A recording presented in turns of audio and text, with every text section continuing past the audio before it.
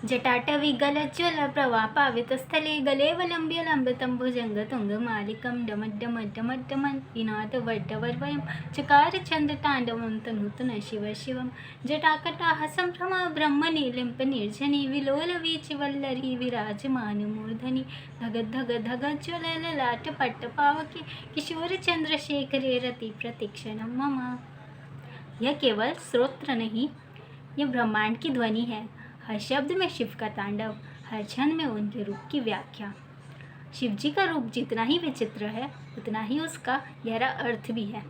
अगर आप भी शिव जी के रूप का अर्थ जानना चाहते हैं तो देखिए इस वीडियो को अंत तक। माना जाता है कि जब माँ गंगा स्वर्ग से धरती पर उतर रही थी, तब उनकी प्रवाह इतनी तीव्र थी कि मानो पूरी धरती को बह ले जाती।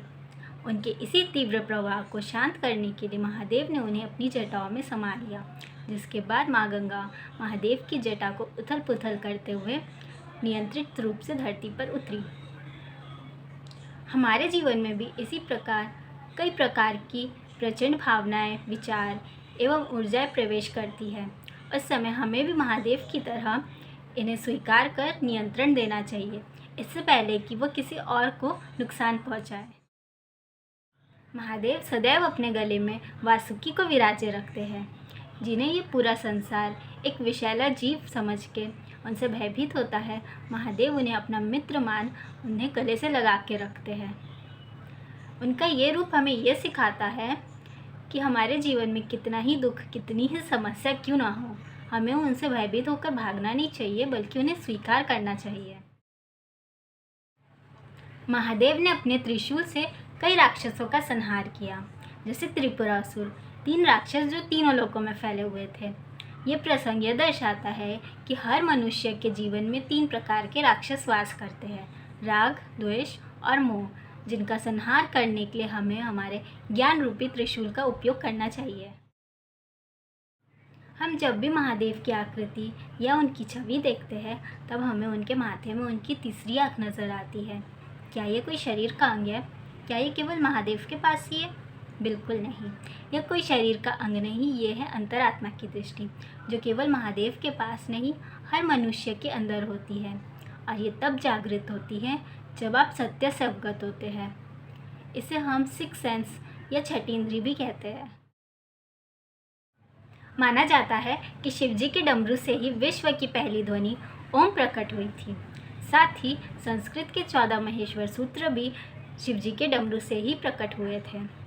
डमरू की आकृति दोनों सिरों से फैली हुई और बीच से संकरी होती है, जो सृजन, विनाश और संतुलन को दर्शाती है। इससे हमें यह सीख मिलती है कि जीवन में हर चीज़ में लय होती है, बनना, बिगड़ना और संभलना। डमरू कहता है, आपका स्वर ही आपकी ऊर्जा है, जो कंपन आप फैलाते हैं वही ये संसार आपको लौटाता है। इसलिए अपनी वाणी, स्वभाव और विचार में सामंजस्य रखें। सती के वियोग के बाद महादेव ने संसार से विरक्ति ले ली और शमशान में जाकर ध्यान करने लगे। इसके पश्चात उन्होंने शमशान से कुछ भस्म उठाकर अपने शरीर में लगा ली, जो यह दर्शाता है कि मृत्यु ही अंतिम सत्य है। इससे हमें 2 सीख मिलती है। पहला, क्या तेरा क्या मेरा, सब भस्म हो जाएगा, सब मिट्टी में मिल जाएगा, इसलिए अहंकार नहीं, विनम्रता रख। दूसरा, जो बीत गया उसे स्वीकार करो और आगे बढ़ो, क्योंकि अंत ही नया आरंभ है। रुद्राक्ष शिव जी के तप, ध्यान और करुणा का प्रतीक है। माना जाता है कि इस फल का सृजन शिव जी के आंसुओं से हुआ था, इसलिए इसका नाम भी रुद्राक्ष पड़ा।